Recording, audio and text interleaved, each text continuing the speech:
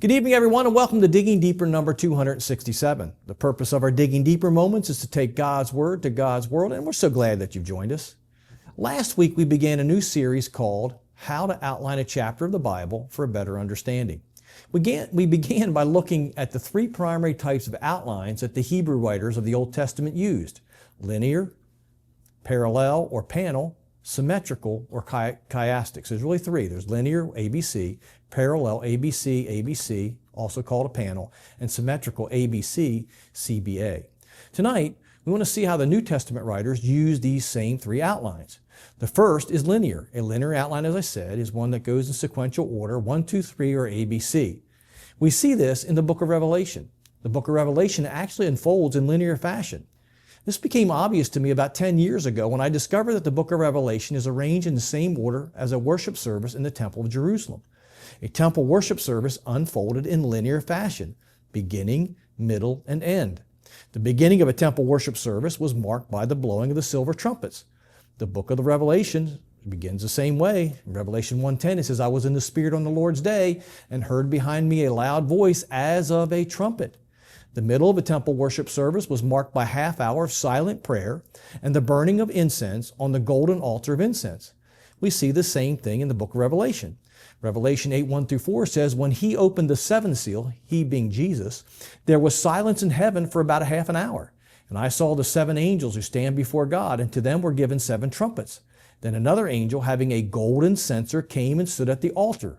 He was given much incense, that he should offer it with the prayers of all the saints upon the golden altar which was before the throne. And the smoke of the incense, the prayers of the saints, ascended to God from the angel's hand." The temple worship service ended with the psalm of the day and the drink offering, which was poured out simultaneously with the beginning of the music or the song. The book of Revelation concludes its worship service in the same way. Revelation 15:3 says, "They sing the song of Moses, the servant of God, and the song of the Lamb, saying." Then in Revelation 16:1, "Then I heard a loud voice from the temple saying to the seven angels, 'Go pour out the bowls of wrath of God on the earth.'" These are the song of this worship service and the drink offering. Now, there's much more that we've covered in the past about what's involved in the book of Revelation, but it unfolds in linear fashion, beginning, middle, and end. The second outline is a parallel or panel outline. It is used on both the macro, in fact, all these outlines are used on both a macro and micro level. It's easy to see on the micro level. The panel or the parallel is easier to see on the micro level. For instance, the Lord's Prayer is found in Matthew 6 when Jesus says in Matthew 6:9, "Our Father which art in heaven, hallowed be your name. Your kingdom come, your will be done on earth as it is in heaven." Your kingdom come is paralleled by the words, "Your will be done on earth as it is in heaven." They mean the same thing. This is Hebrew parallelism. They parallel each other. On a macro level, we find a parallel or panel outline in Mark chapter 6, verses 30 through chapter 8, verse 26. We see Jonathan's going to put this up on the screen for you.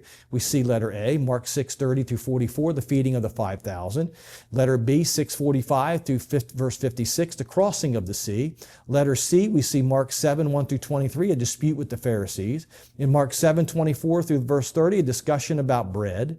In Mark 7:31 through 37, we see the healing of someone's malfunctioning senses. In this case, it's the deaf and dumb man. Then in the sequence is repeated. Letter A, Mark 8:1 through 9, the feeding of the 4,000. Letter B, Mark 8:10, the crossing of the sea. Letter C, Mark 8:11 through 12, dispute with the Pharisees. Letter D, Mark 8:14 through 21, discussion about bread. And Mark 8:22 through 26, the healing of somebody's malfunctioning sense. In this case, it was the blind man. So you can see that these things parallel each other. And just as the linear and parallel outlines are used in the New Testament, so too is the symmetrical or chiastic outline. And that's an outline that's shaped like the letter chi, the Greek letter chi, or like an hourglass with ABC being on the top and in reversing order CBA on the bottom. But this one deserves an entire Digging Deeper lesson on its own, so we're going to look at that next week. If this lesson's helped you, please like us on Facebook, subscribe to our YouTube channel, share this lesson with a friend, and check us out on either Apple or Spotify. And I hope to see you next week.